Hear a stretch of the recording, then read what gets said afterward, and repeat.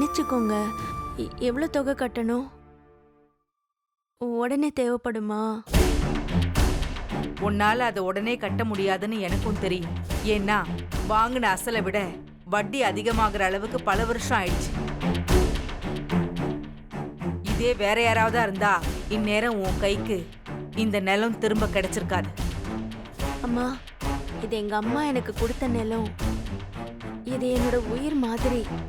இதை நான் எந்த காலத்திலயும் யாருக்கும் விட்டு தர மாட்டேன். காசு எவ்வளோன்னு சொல்லுங்க. என் தலையை அடமானம் வச்சாவது 6 மாசத்துக்குள்ள இதை மீட்டுடுறேன். 6 மாசம் என்னால டைம் தர முடியாது.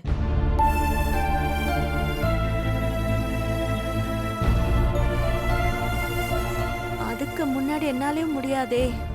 வானம் பார்த்த பூமி, நம்ம ஊரு நிலவரம், வருமானம் எல்லாமே உங்களுக்கு தெரியும். என் நிலைமையும் கொஞ்சம் புரிஞ்சுக்கோங்க. புரியுது. அதனாலதான் நானே ஒரு முடிவோட வந்திருக்கேன்.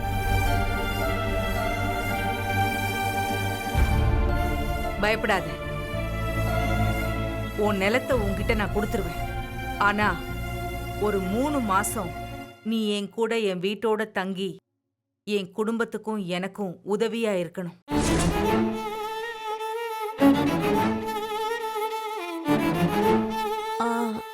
வேலைக்கு கூப்பிடுறீங்களா? 3 மாசம் வீட்லயே தங்கணுமா? ஆமா. என் வீட்ல வந்து 3 மாசம் வேலை செய் போதும். உன் நிலப்பத்திரத்தை உனக்கே கொடுத்துடுறேன். சம்மதமா?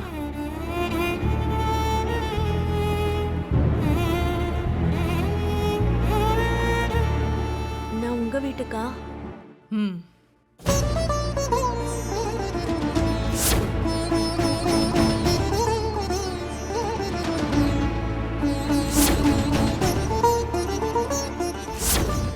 நல்ல நேரத்தில் தான் இதை வேண்டியிருக்கு. இப்போவே ஒரு பக்கம் ஓகே ஆக போகுது. இனிமே எல்லாம் சரியாயிடும். சரி, வரேம்மா.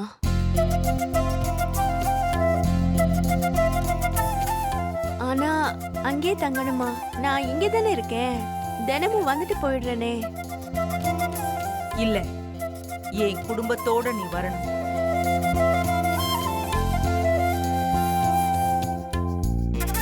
வரியா?